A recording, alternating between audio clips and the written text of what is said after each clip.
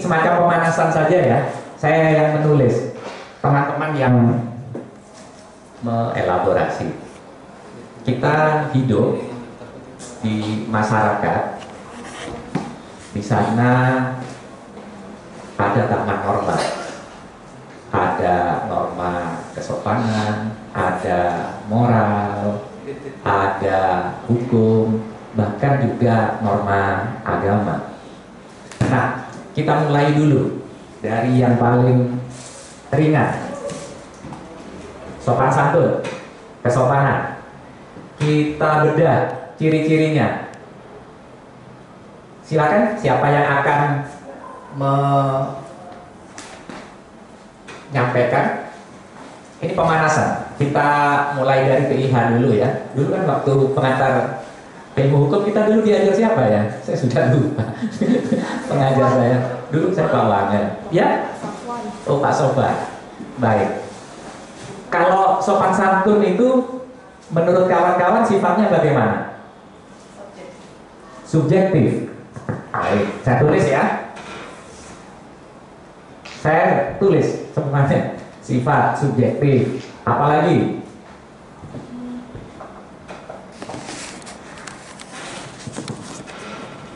Kalau misalnya ini saya berikan kepada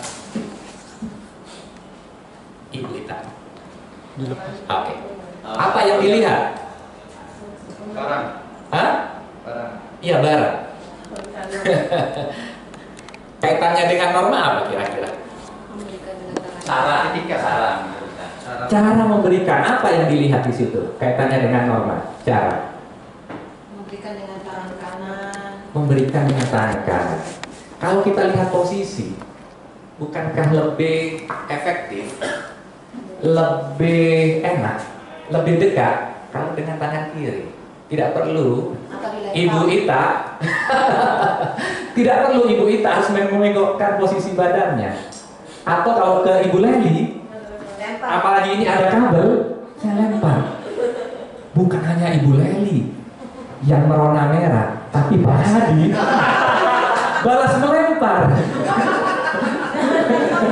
Laptop pakai dilempar. Nah, artinya bisa Ibu lihat peristiwa tadi, interaksi tadi.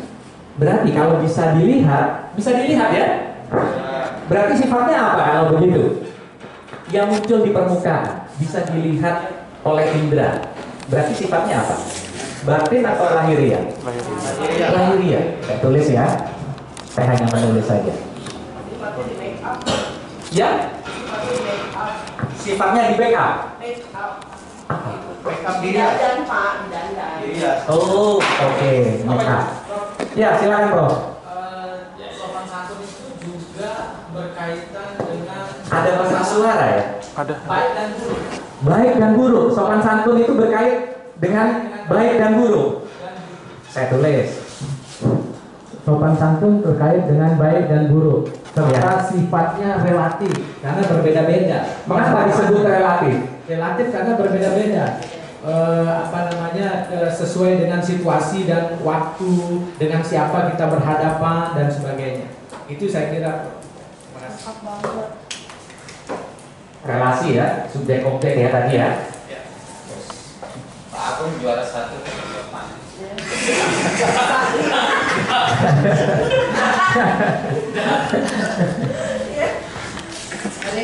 Kira-kira nilai keberlakuan ini menyambung dari Pak Agung.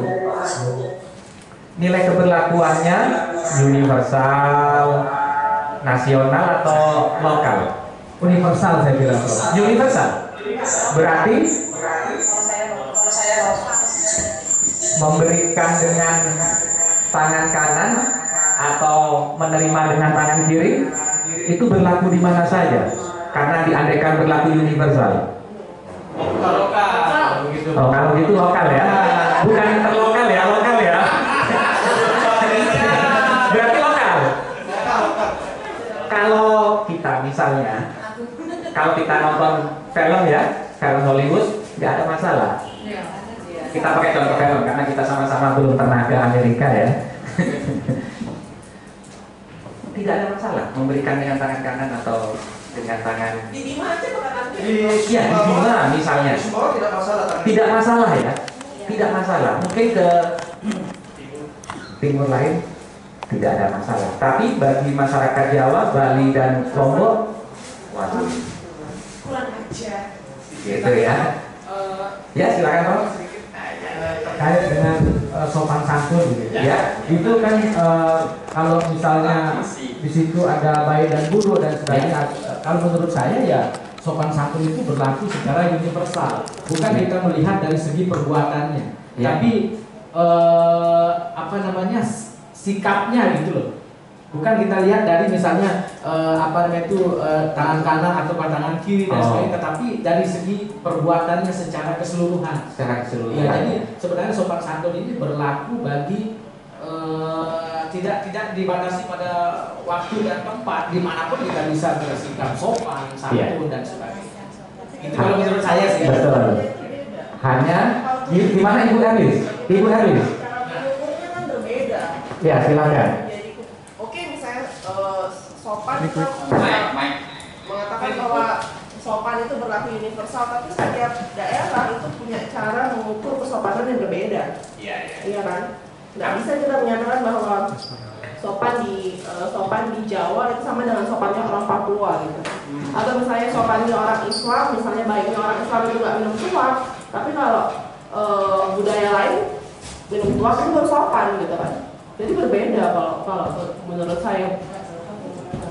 Iya, kalau nggak sopan justru kalau ditawarin tuak itu nolak gitu kan misalnya.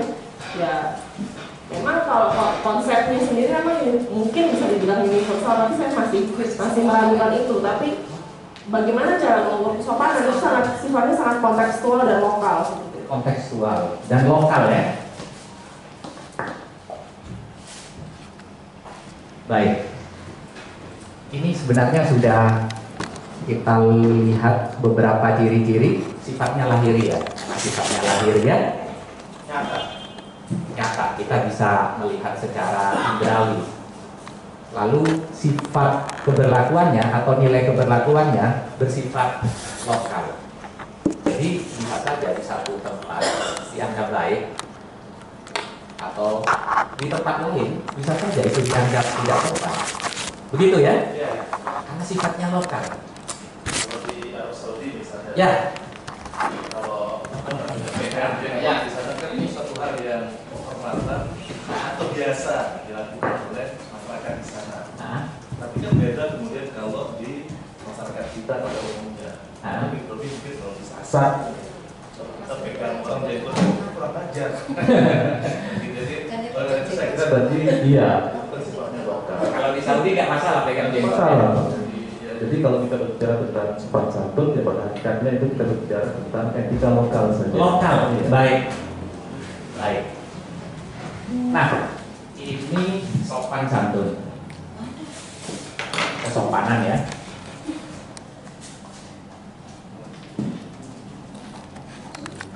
Sekarang kita ke moral. Kalau moral,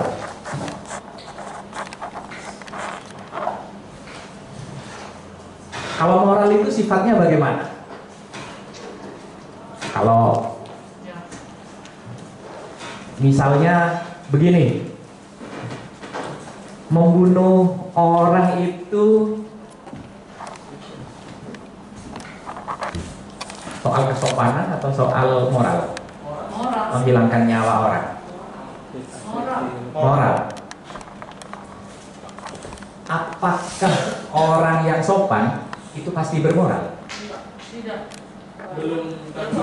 Belum tentu. Contohnya apa kira-kira? Yang sopan yang duduk salaman terus setiap hari kita nggak tahu kan mereka juga adalah salah satu oknum yang dihukum karena telah melecehkan. Viral lagi. Ya. Misalnya, kalau begitu sifatnya apa? Kalau ternyata orang sopan belum tentu linier, belum tentu identik dengan moral. Jadi kalau begitu sifatnya apa? Jadi tidak cukup menilai orang dari lahiriah. Berarti batin. Saya tulis batin.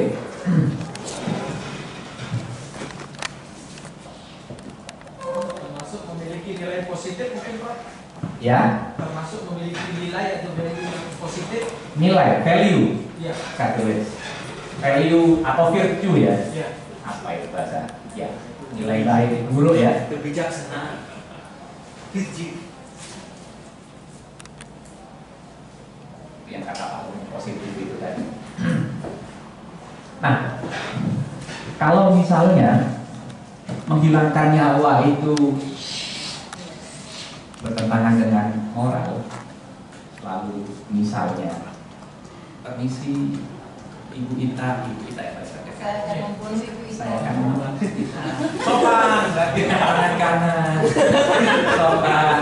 Sebelum ini minta jajannya dulu ya. Saya juga mau gitu. Saya akan jamin kita tidak menderita gitu. Itu justru saat dengan tersenyum. Setelah itu cuci tangan supaya tidak kena COVID-19. Sopan, tetapi tidak menjamin apakah itu bermoral atau tidak. Karena ia berada di kedalaman batiniah. Sehingga menilai orang baik atau buruk tidak cukup melihat lahirnya saja. Kita kan sering ya, ada stigma, ada stereotip melihat orang gondrong itu pasti anak nakal. Iya. Begitu ya? Yang kelihatannya alim pasti baik. Padahal kalau kita lihat di TV1 atau di Metro yang ditangkap oleh KPK yang OTT, belum pernah saya lihat yang gondrong. Belum pernah saya lihat yang bertato atau lambingan. Yang punya akses, Pak. Seperti itu. Artinya memang tidak cukup menilai orang baik atau buruk dari sikap lahiriah. Berarti batin. Kalau keberlakuannya, kira-kira kalau misalnya jujur, kita tanya ke orang Amerika, kita tanya ke orang Afrika, kita tanya ke orang Asia. Kira-kira menurut mereka kejujuran apakah sesuatu yang masih perlu diperdebatkan? Apakah ini baik atau buruk? Kita masuk kebohongan. Apakah perlu diperdebatkan? Kejujuran. Kejujuran itu mata uang yang berlaku universal, Pak. Berarti universal. Kita andaikan dulu sementara ya, walaupun ada juga yang persoalkan. Kita andaikan dulu ini sebagai universal. Karena kejujuran adalah nilai moral. Masuk universal di sini berlaku di mana saja, berlaku pada masa lalu, masa kini dan masa depan.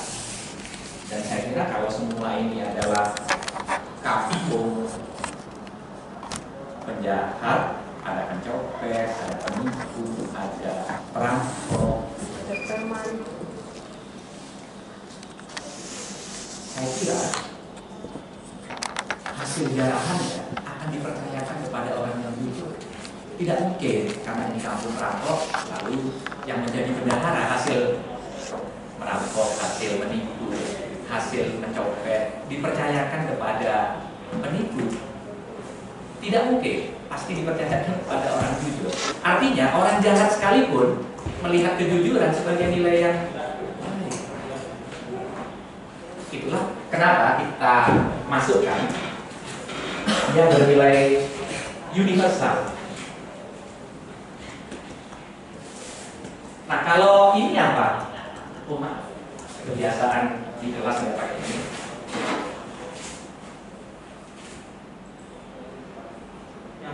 Oh sorry, maaf. Kalau ini nilai apa ya? Kalau ini norma apa? Sopan santun. Estetika. Sopan Estetika. Ya, ya keindahan. Sopan santun, Bro. Saya. Hah? Sopan santun. Sopan santun. Saya sopan santun. Pernah kawan-kawan mengeluarkan mahasiswa karena pakai sandal? Pernah. Nah, Itu karena apa? Dikeluarkan Pernah sopan. karena tidak sopan. Apakah mereka tidak bermoral? Tidak. Pas. Belum tentu. Belum tentu. Tapi kemudian dikeluarkan karena dianggap tidak sopan. Sepakat? Sepakat. Tapi mendaki akhirnya diukur ya. Ganteng juga dia Pak, walaupun di Istilah yang digunakan mendaki keliru ya. Iya. Etika, nanti kita bahas apa itu etika. Kalau ini gambar apa? wanita merokok. Ya, wanita sedang merokok. Kalau misalnya di kantin Bu Jun ada mahasiswi atau dosen perempuan merokok, apakah itu sopan santun atau moral? Biasa Sopan aja. santun. Nah, kalau di sini kira-kira akan dilihat sebagai perempuan apa? Gender biasa aja, nggak ada masalah. Dianggap sebagai perempuan nakal. Kenapa dianggap sebagai perempuan nakal itu? Tidak lazim. Tidak lazim. Entah. Dan dianggap sebagai perempuan rokok. nakal ya. Mengapa? Mengapa Ibu Rina? Berpakaian Moderator juga boleh berpendapat. Ada saudara. Boleh moderator. Tidak mengurangi gaji sebagai moderator.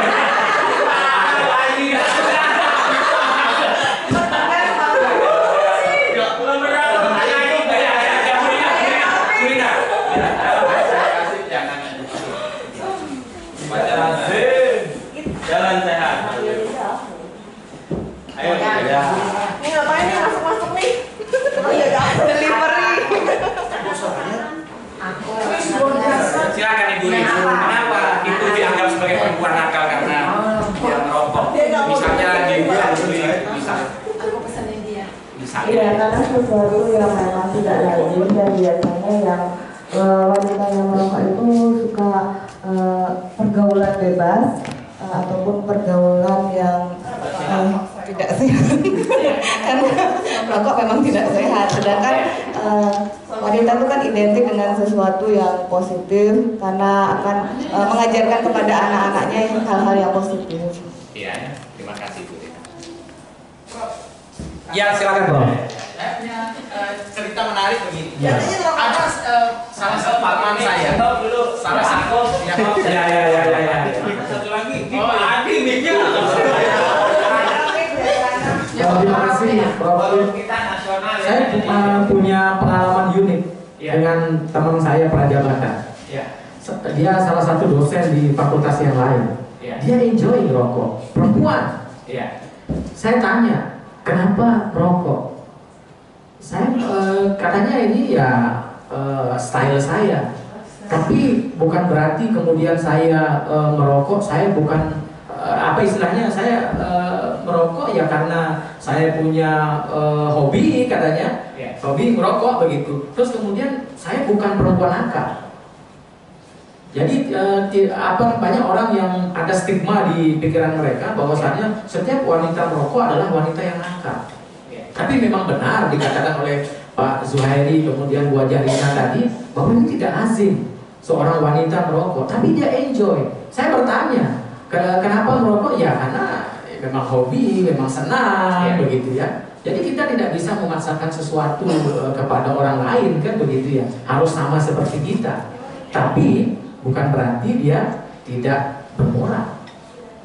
Dan dia sudah mengutarakan kepada saya ini perempuan baik-baik, tapi hanya saja saya merokok. Itu aja. Kemudian terima kasih. Dan Ibu Rina, silakan Ibu Rina. Saya punya teman di S2 itu merokok. Saya tanya kenapa merokok Mbak? Untuk diet. Karena dengan merokok saya tidak perlu ngemil atau makan. Untuk diet ya. Jadi apakah ada hubungannya merokok dengan kenakalan? Tidak ada. Tidak ada. Tetapi lazimnya di masyarakat kalau perempuan merokok stigma ditempel di keningnya bahwa dia adalah perempuan nakal. Kalau laki-laki merokok tidak ada masalah. Kan begitu ya di masyarakat. Padahal tidak ada hubungannya. Belum ada penelitian yang menunjukkan ada korelasi merokok dengan kenakalan. Yang ada hubungan antara merokok dan kesehatan. Baik laki-laki maupun perempuan kalau merokok tentu berhubungan dengan kanker paru-paru, dengan kesehatan dan sebagainya. Semua yang berkaitan dengan kesehatan tuh. Iya. Kesehatan dan keuangan. Tetapi bawah sadar kita menilai, oh itu perempuan nakal. Ya, Bu Susi apa iya? Ya, misalnya seperti itu. Ya, silakan, Prof. Terima kasih, Prof. Gubernur. Ya. Berkaitan dengan merokok yang diidentikan dengan hal tersebut pun juga tidak selamanya begitu, Pak. Karena sifatnya ini kan relatif. Ya. Waktu saya masih muda, sering masuk kafe, partner song pun juga dia tidak merokok. Ya. Dia nakal, tapi tidak merokok. Jadi tidak ada hubungannya. Tidak ada hubungan. Korelasinya sama sekali tidak ada. Sifatnya kan pribadi. Ya. Like apa suka atau tidak suka itu saja. Iya. Terima kasih, Prof. Ya, terima kasih. Pak Ade, silakan. Moderator udah gatel, Pak.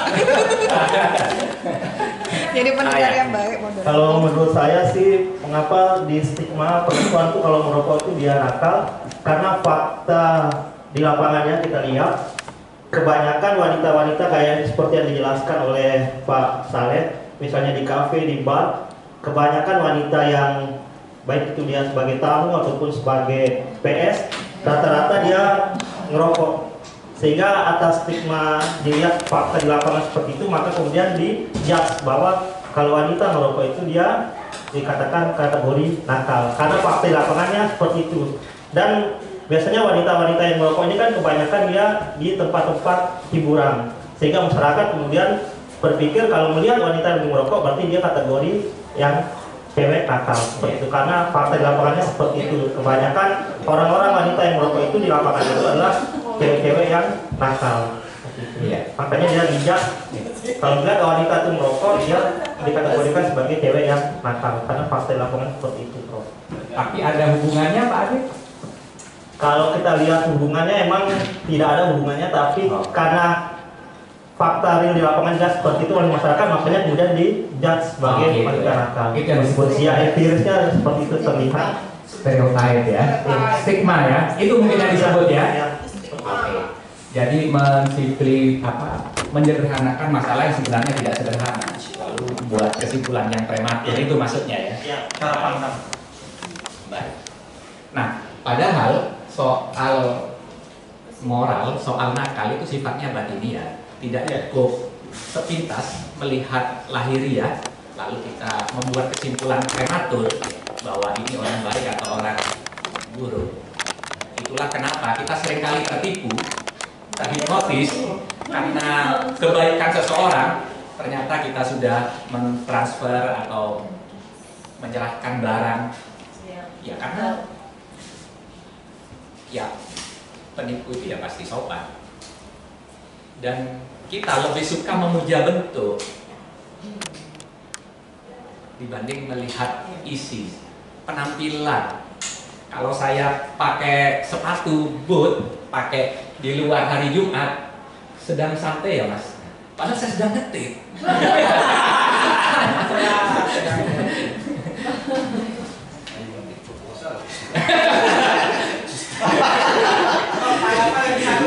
Ya silakan Bro, silakan Bro.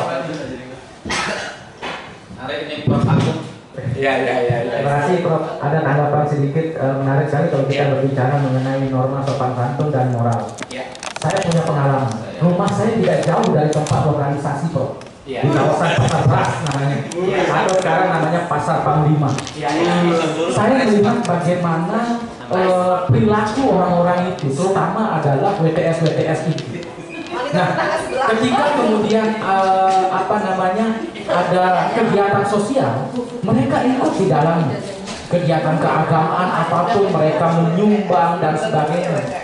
Memang seperti kata Prof tadi itu adalah semua orang selalu menganggap itu bentuknya saja, bentuk luarnya saja. Tetapi apakah WTS itu tidak bermoral? Nah, ini merupakan pertanyaan yang ya kalau kita mau berpikir, apakah setiap penjahat itu dianggap tidak bermoral? Kan begitu. Saya melihat, saya amati saja ketika ada orang lewat, dia ketika Jam-jam segini dia menawarkan mau kopi dan sebagainya, tapi kalau malam oke lah pekerjaannya seperti itu. Tapi dalam kehidupan sehari-hari mereka sopan saja kepada siapapun, bahkan kepada ibu-ibu dan sebagainya. Dan kemudian dalam kehidupan sosial mereka juga menyumbang dan saling ikut serta, bersih-bersih kampung dan sebagainya. Saya berpikir dalam hati saya, apakah mereka dianggap tidak bermoral? Mungkin iya pekerjaan mereka, tapi seperti kata Prof tadi adalah mereka bentuk luarnya saja orang selalu menganggap. Nah itu tanggapan dari saya Prof melihat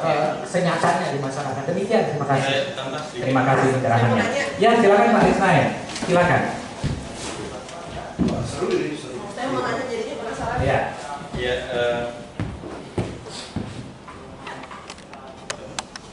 Dinyalain.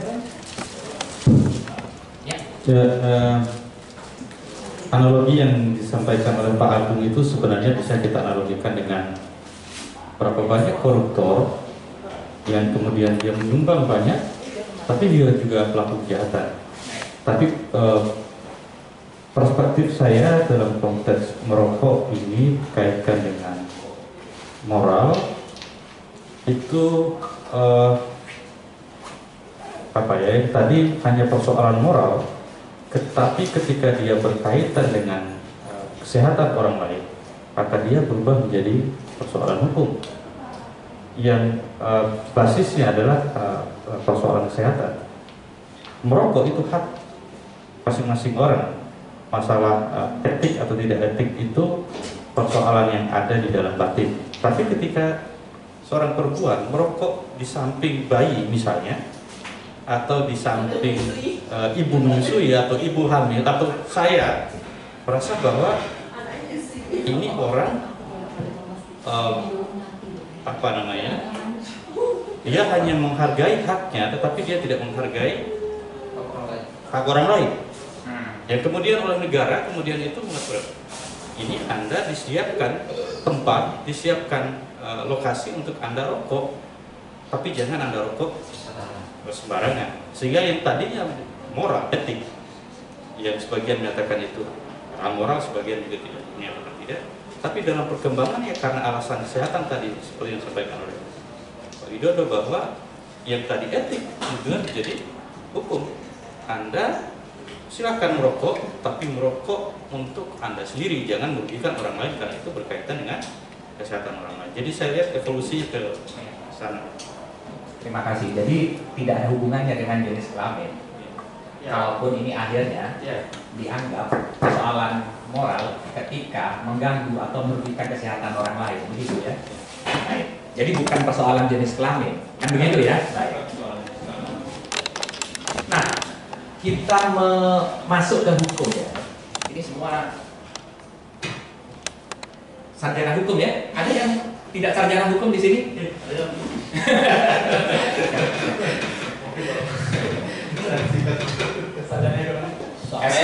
Beliau SI, sarjana Iran.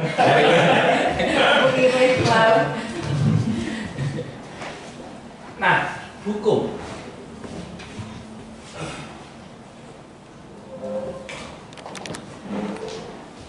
Apa kira-kira yang membedakan kesopanan, moral, dan hukum? Kira-kira sanksi. Mengapa? Dia mempunyai daya paksa. Dia mempunyai daya paksa.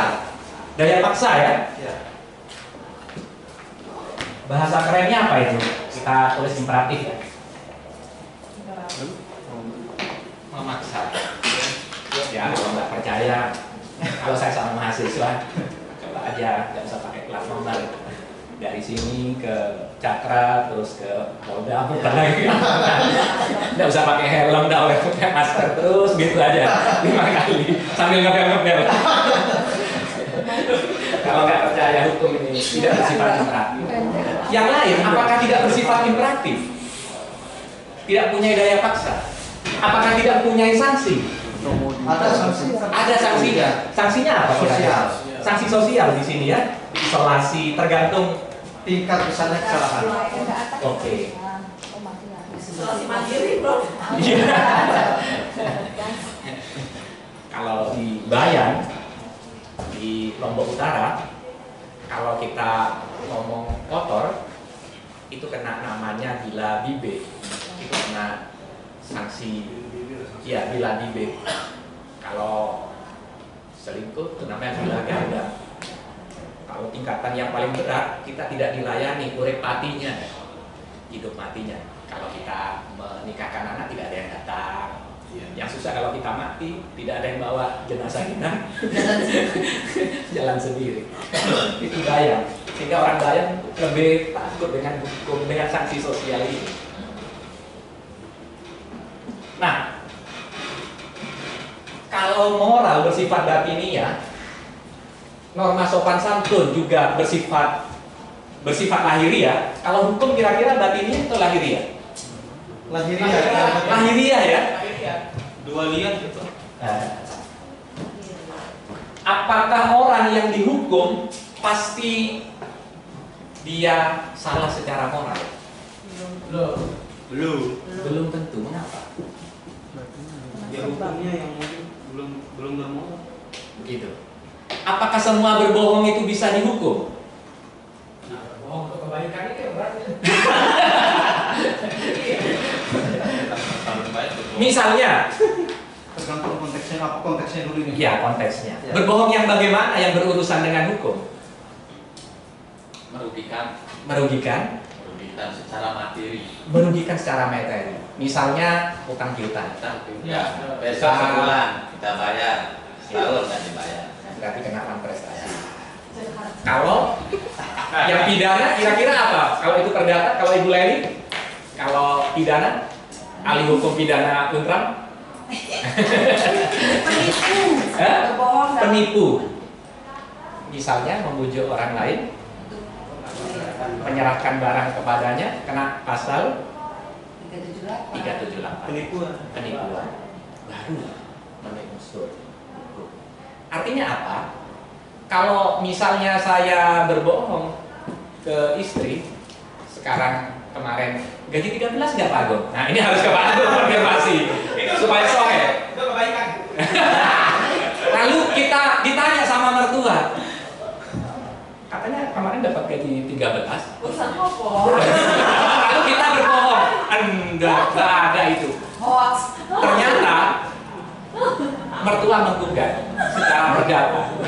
Apakah memenuhi unsur hukum? Tidak. Artinya apa? Tidak semua yang berbohong itu memenuhi unsur hukum. Jadi kalau begitu, orang jahat atau orang baik,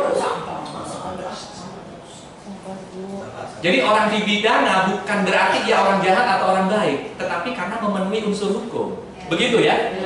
Secara moral, orang berbohong itu cacat secara moral. Tetapi menurut hukum, apabila memenuhi unsur hukum, kan begitu ya? Asas legalitas. Pasal satu.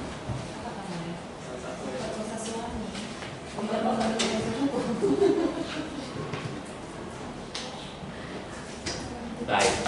Sampai di sini ada yang mau berpendapat? Di samping unsur hukum, fakta hukumnya juga. Fakta hukum. Ya. Wah ini setelah dapat materi kenalan aku.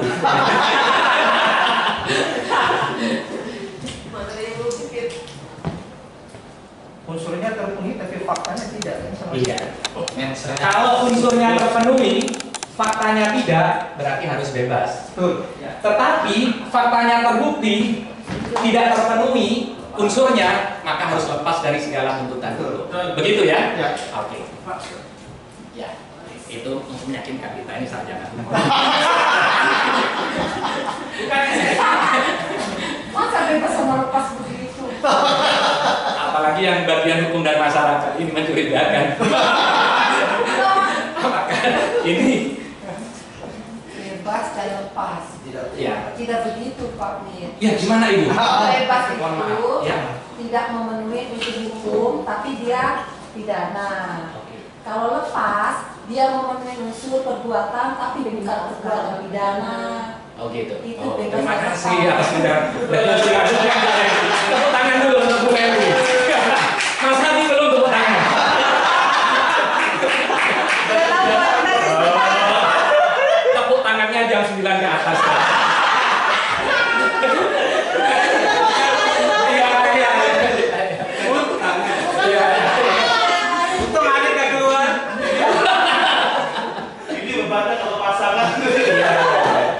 Biasa senyumannya lebar. Karena baru dapat gaji ke-26. 13 sama 13. Kakinya itulah bedanya. Banyak kali terminologi baru lah. Iya. Sebenarnya terminologi lama, kita pura-pura aja ya. Yang dapat kuliahnya apa aja? Gaji 26 itu. Ya Ibu Erlis. Pak Lelin nggak kelihatan.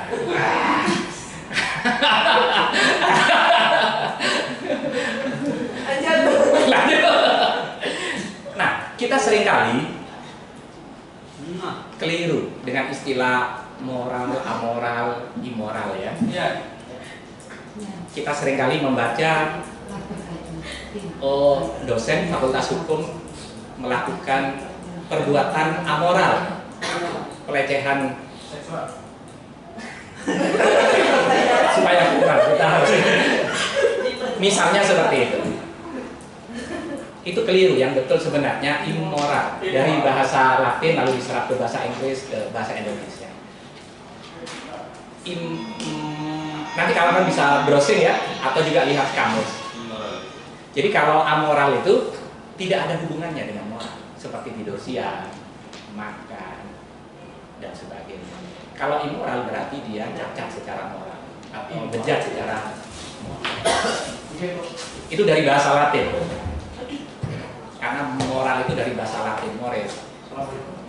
Nah, contoh di sini, apabila dosen mewajibkan mahasiswa membeli bukunya, itu moral atau bukan?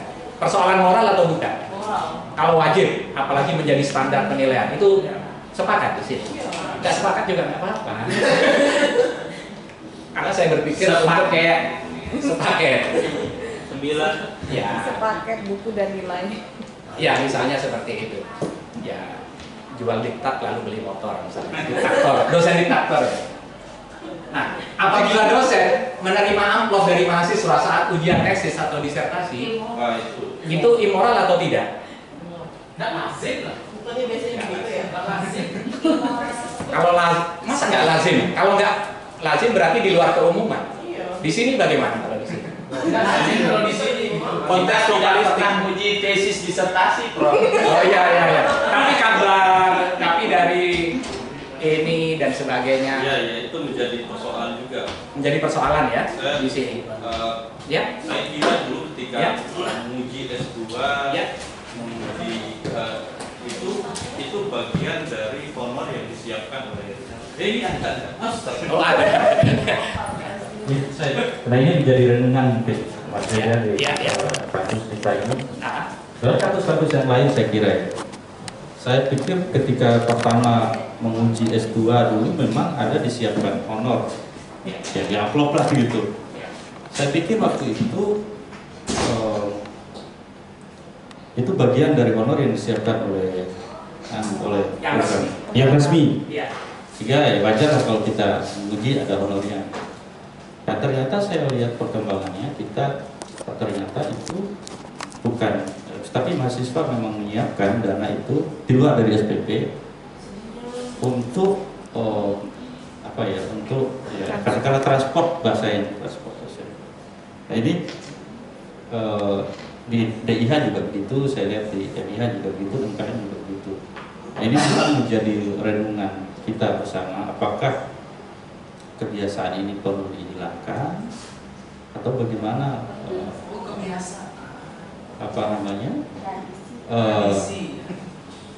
Karena ada dosen mengatakan istihad harus kita ada yang mengatakan kalau gak enak kita kalau itu di luar dari SPP, sehingga ya bagaimana ya serba salah juga kita kalau kita mau menolak misalnya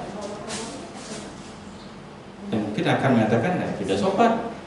Kembali lagi ke tadi ya, persoalan sopan atau tidak sopan, tidak moral.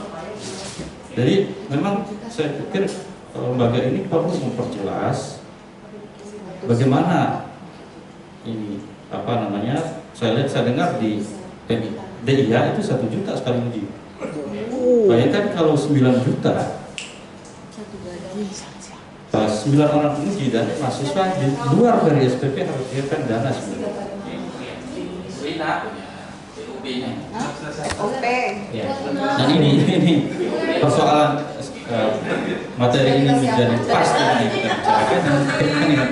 Dan saya kira kampus yang lain juga mungkin hampir sama, bahkan untuk koreksi surat edaran Dirjen Dikti itu sudah, saya kalau nggak salah 2017 ada keluar surat edaran Dirjen Dikti menyatakan supaya dosen tidak menerima pemberian apapun dari mahasiswa, termasuk kita. Kalau saya lihat itu bingkisan yang diberikan oleh mahasiswa ke kita itu juga patut dipertanyakan, moral atau immoral kita menerima, ya, halal atau subhat kita menerima itu. Nah, ini saya kira harus diperjelas oleh lembaga, ya, harus diperjelas oleh lembaga supaya ada atau dihilangkan ini. Nah, saya kira itu. Ya, terima kasih pencerahannya, Pak Risnai. Jadi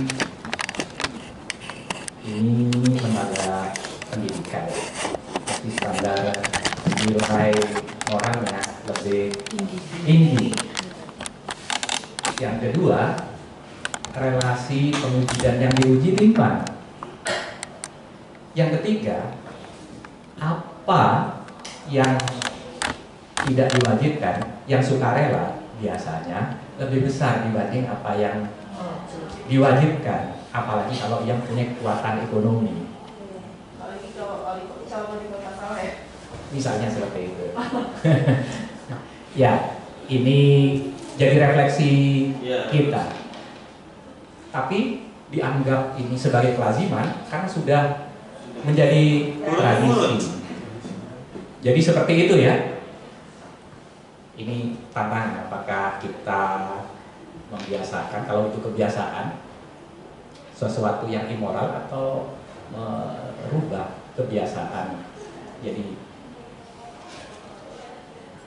yang ketiga, apabila dosen tidak piawai mengajar, tidak mampu mentransformasikan ilmunya, apakah itu moral atau immoral? Tidak ada masalah.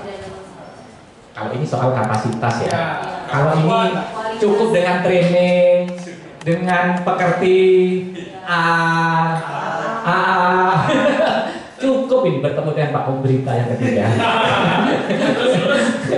Dan diselesaikan dengan sertifikat dosen. Iya.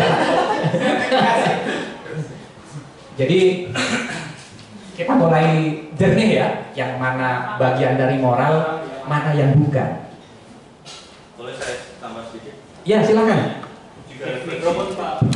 Refleksi juga mungkin Pak, yang pembelajaran kita tentang relasi atau distingsi antara moral, hukum, etik, sopan santun. Ya.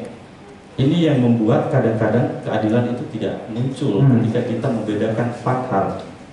Sopan, gak sopan. Santun, santun. Etik, gak etik.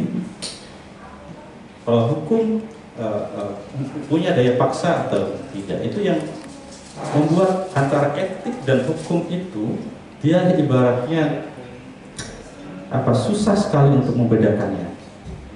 Apa persoalannya? Persoalannya pada hukum acaranya saja sebenarnya.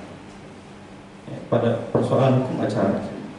Ya, contoh yang sekarang, hanya karena dia nggak lapor, si korban ini, si pelaku ini tidak bisa diapa-apakan. Padahal itu perbuatan yang kita anggap perbuatan jahat, tapi oleh hukum membedakan. Ya, kalau urusan hukum ya harus lapor. Kalau moral cukup Anda disanksi 5 tahun sudah selesai. Belum ada lagi. Etika. Itu yang membuat saya berpikir, padahal itu sama-sama perbuatan yang oleh sebagian orang, saya kira sama seperti yang tulis tadi, kejujuran dan lain sebagainya, itu pelecehan seksual itu universalitas. Universal. Tetapi hanya karena persoalan hukum acara, kalau dia nggak melapor ya kita nggak punya hak untuk menghukum dia. Nah, itu saya kira menjadi renungan ketika persoalan etika ditegakkan dengan mekanisme yang berbeda, dengan hukum dengan mekanisme yang berbeda. Orang melanggar etik belum tentu melanggar hukum. Tapi oleh sebagian kita menyatakan itu perbuatan jahat ya. Nah, itu mungkin refleksi bagi kita yang belajar hukum. Kenapa mesti kita beda-bedakan itu? Lawyer yang melanggar etik belum tentu bisa dihukum. Ada salah satu lawyer yang dulu sudah dihukum 4 tahun, Pak. Saya ingat.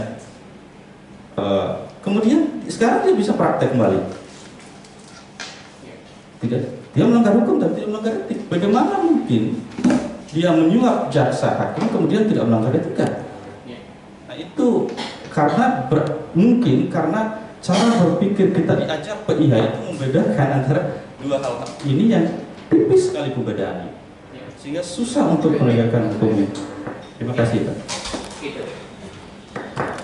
Karena tidak dilaporkan kasus pelecehan seksual, sehingga tidak menjadi kasus hukum. Walaupun itu misalnya nyata, ada bukti-bukti, karena memang sifatnya delik aduan, kan begitu hukum. Nah, dan hukum tidak mampu menjangkau sampai pada ranah batin, ya hanya menyentuh bagian luarnya saja.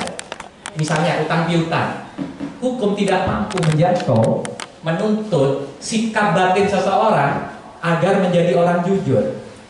Hukum hanya mampu memaksa orang tersebut mengembalikan utang piutangnya. Itu hukum. Itu nanti sama dengan perdebatan waktu kita diskusi waktu RUU KUHP, tapi nanti juga bisa kita diskusikan. Apakah semua yang bejat secara moral itu harus dipositifkan menjadi hukum negara? Sementara hukum ini jangkauannya terbatas. Ia memang mempunyai tarif, yang mempunyai daya paksa, imperatif, tapi ia tidak mampu menjangkau masuk ke ranah batin. Ia hanya menyentuh bagian luarnya saja. Itulah mengapa untuk orang-orang tertentu yang mengundurkan diri walaupun belum terbukti secara hukum, itu karena persoalan moral. Ia merasa bersalah, melakukan refleksi, lalu ia mengundurkan diri tanpa harus menunggu putusan hukum. Tapi kalau kita hormati dulu asas presumption of innocence, lalu pengacara atau balik mengancam, hati-hati saya laporkan pencemaran nama baik, misalnya seperti itu. Nanti viral lagi kasusnya. Itu soal ini ya. Jadi seperti itu. Nah, selanjutnya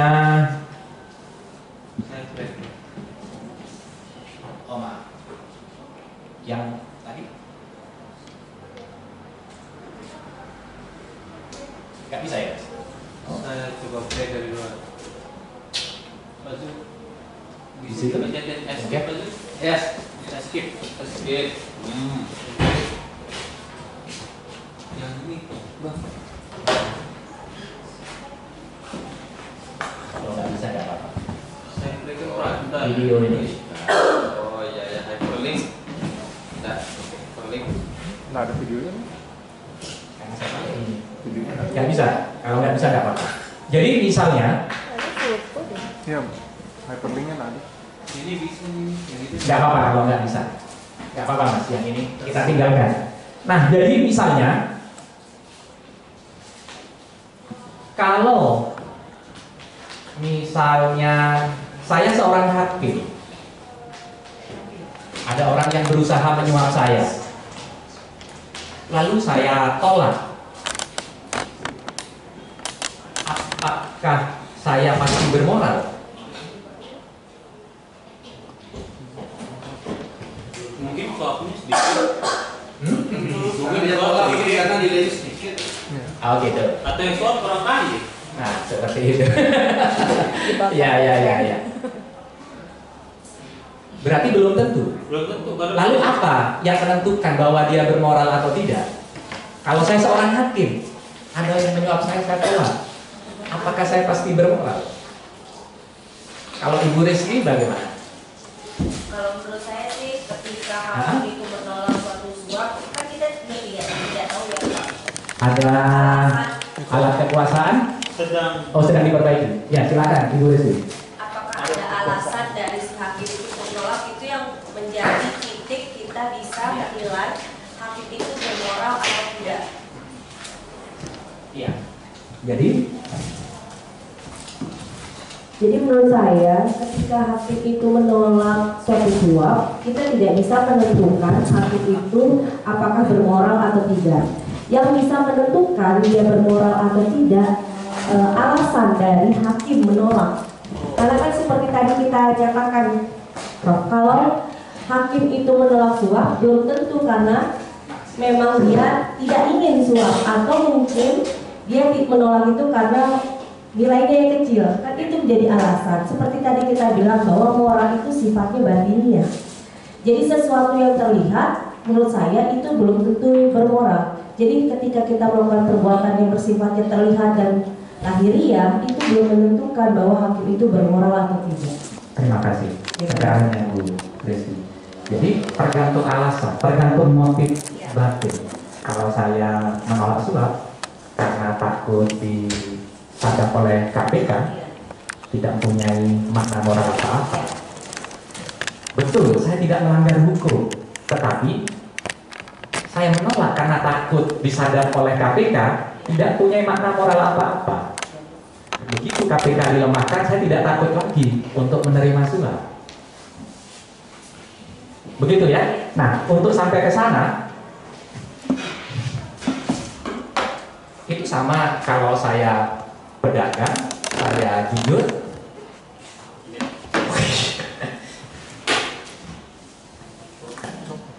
Kalau saya jujur, karena saya melihat kejujuran itu sebagai strategi dagang, maka kejujuran saya tidak punya makna moral apa-apa.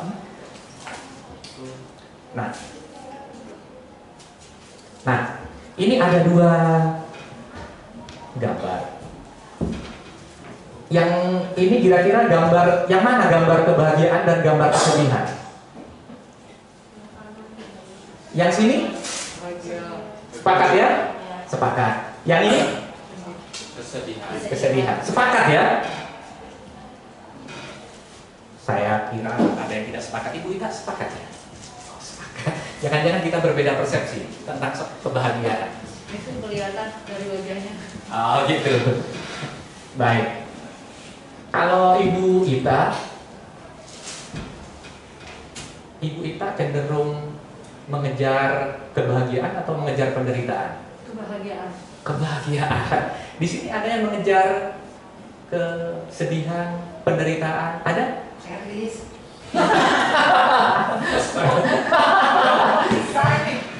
Kalau Pak Hadi ingin mengejar kebahagiaan atau penderitaan? Yang jelas laki-laki dahulu itu. Ya, kalaupun kelihatan mengejar penderitaan, tujuannya adalah kebahagiaan. Jadi Jeremy Bentham pernah melakukan riset, mengapa ada orang mau di penjara? Dia penasaran, lalu dia wawancara. Oh, ternyata dia masuk penjara karena awalnya tujuannya mengejar kebahagiaan, tapi kemudian berurusan dengan hukum. Jadi kalau begitu kita sepakat semua, kita ingin mengejar kebahagiaan dan menghindari penderitaan. Nah, ini cara berpikir kalau dalam aliran apa ini ya? Utilitarian. Terima kasih Pak Zuhairi. Utilitarian. Cara berpikir seperti ini, ya saya amini juga, kita semua mengamini. Nah, tetapi ini yang saya seringkali terkesima ya, kalau baca buku filsafat.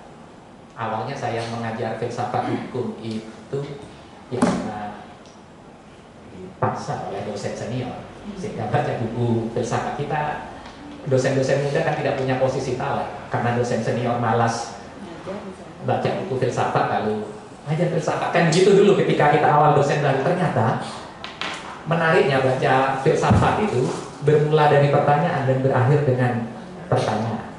Yang buat saya terkesima ketika saya membaca buku Immanuel Kant. Immanuel Kant sepakat dengan teori utilitarian bahwa pada dasarnya orang memang mengejar kebahagiaan dan menghindari penderitaan. Tetapi kata Immanuel Kant, kalau manusia bertindak semata-mata tunduk pada dua imperium ini, imperium penderitaan dan imperium kebahagiaan, apa bedanya dengan benda? Benda ini kalau saya lepaskan, dia akan jatuh. Mengapa ia jatuh? Karena ia tunduk pada gaya gravitasi. Kalau manusia bertindak karena tunduk pada hasrat, pada keinginan, ya apa bedanya kualitas kemanusiaan dengan kualitas benda ini? Itu yang membuat saya terkesima. Jadi ini kemudian berkembang menjadi aliran deontologi dalam etika. Ini kita masuk ke aliran-aliran etika ya, tanpa saya harus mendefinisikan aliran utilitarian adalah catat. Enggak seperti itu. Itu lebih diktator daripada yang jual diktat beli motor. Tapi seharusnya kualitas kemanusiaan lebih tinggi dibandingkan benda.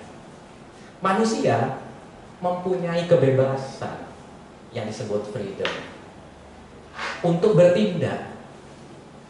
Jadi kalau saya hakim, saya menolak suap, ya karena itu merupakan kewajiban tak bersyarat. Kalau saya menolak suap karena takut disadap KPK, berarti kewajiban yang bersyarat.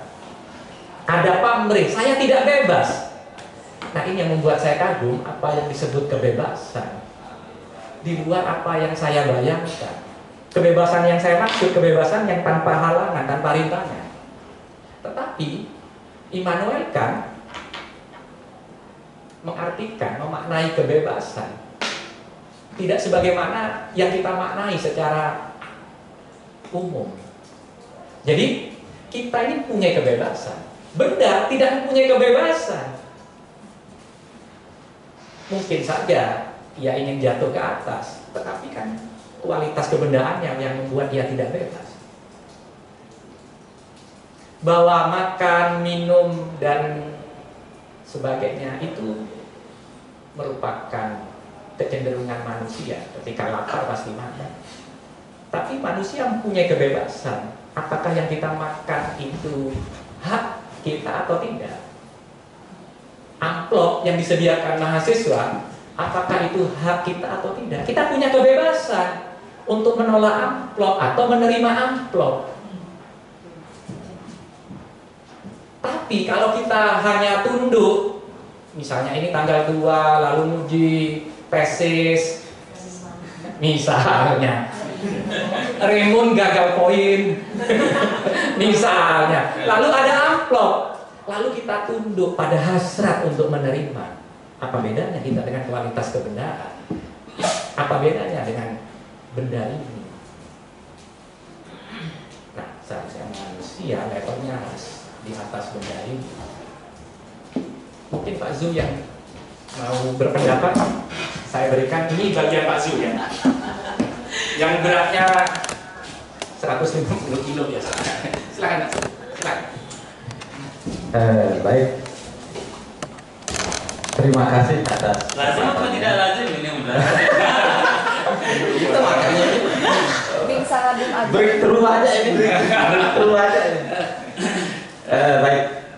Jadi sangat menarik membahas dua aliran etika, utilitarian dan deontik. Utilitarian ini seperti tadi dijelaskan sama Pak Wid, bagaimana itu the great happiness for the great number. Jadi kebahagiaan bagi banyaknya orang. Tentu kita menjaga. Kemudian di deontik itu, jadi perilaku itu didasarkan, moral itu didasarkan pada aturan hukum. Hukum itu persoalannya apakah itu hukum formal atau hukum moralitas. Nah, yang dimaksud dalam Immanuel Kant itu adalah tindakan manusia itu adalah hukum moralitas, bukan hukum sebab akibat yang tadi benda tadi lepas jatuh ke bawah. Kemudian tapi dari beberapa, jadi kalau kita dalami ada pertanyaan-pertanyaan yang menarik kalau kita ini pertentangan dua ini juga. Misalnya dalam Immanuel Kant itu sangat ketat, etika deontiknya itu sangat ketat. Jadi kalau saya pernah menghitung berapa etik yang sifatnya universal, misalnya kejujuran, penghormatan terhadap orang, kemudian menolong orang lain, respect dan lain sebagainya. Beberapa lah saya dapat itu sangat sedikit. Kemudian kita juga terbentur dengan realitas misalnya. Ini pertanyaan mungkin nanti bisa dijawab oleh Pak Wid. Kita bicara etika deontik dan misalnya kalau kita semua tindakan itu harus ketat sesuai dengan hukum moralitas seperti yang dijelaskan oleh Immanuel. Misalnya begini, contoh yang sangat sering dikemukakan di berbagai buku, misalnya kalau kita di padang pasir kelaparan dan harus menyelamatkan nyawa dengan cara, kalau di Islam itu babi itu haram. Kalau kita menggunakan etika deontiknya Immanuel Kant, maka pilihannya itu lebih baik mati. Nah, karena itulah standar moralitas yang tidak bermoral kalau kita tidak sesuai dengan hukum yang kita yakini. Nah itu yang menjadi, sehingga itu yang menjadi pertanyaan standar moral dari deontik ini sangat ketat, sehingga kadang seperti tadi, kadang itu juga dalam menyelamatkan hidup itu juga perlu kita menggunakan utilitarian itu gitu. Karena kalau kita bicara, kemudian kita bicara gradasi, mana lebih baik kita mempertahankan etika tadi, keyakinan tadi dengan nyawa yang sangat fundamental. Itu yang satu, Pak Wid. Tapi yang kedua, biar sekali-kali dijawab sama Pak Wid, konteks kita pelatihan. Konteks kita pelatihan ini adalah workshop pengembangan kurikulum ilmu hukum. Jadi dalam sistem pendidikan itu ada namanya kognitif, afektif, psikomotor. Jadi kalau misalnya kita melihat secara fisikly bahwa penampilannya selingan misalnya kan, atau tidak abnormal lah, seperti tempat ngopinya Pak Yayan. Jadi misalnya dia pakai anting, kemudian ya kayak pasar umum lah, kayak tadi digambar. Itu kan kalau dalam sistem pendidikan yang kita harus punya itu, kalau sebagai lembaga pendidikan, kita juga sebagai pengajar, itu ada kognitifnya yang harus kita isi dengan kurikulum tentunya. Kemudian bagaimana afektif dia bergejolak dalam batinnya dengan kebenaran yang kita ungkapkan atau point of view yang baru dengan pembelajaran yang kita lakukan. Kemudian fisikomotorik tentu tindakan. Nah itu saya kira kalau dalam lembaga pendidikan itu juga harus komprehensif, tidak terbelah seperti tadi itu misalnya. Misalnya tadi ada kelaziman bahwa kalau kita kuliah misalnya kita harus pakai baju berkerah dan tidak pakai sandal jepit, kemudian misalnya begitu kan. Ada juga seperti tadi, seperti dibilang Pak Ade itu, ada juga korelasi ilmu pengetahuan juga, ilmu pengetahuan modern melihat fakta-fakta terus menyimpulkan ya gitu. Jadi sepertinya kalau menurut saya tidak menurut saya kita harus mempunyai formulasi ketiga aspek itu dalam penyusunan etik. Etik itu. Jadi ada kognitif, ada afektif, ada psikomotorik, sehingga fisik dan batin itu tidak terbelah gitu. Terima kasih.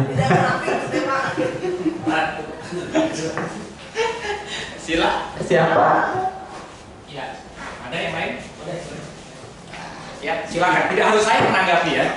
Kita semua di sini narasumber. Baik, terima kasih.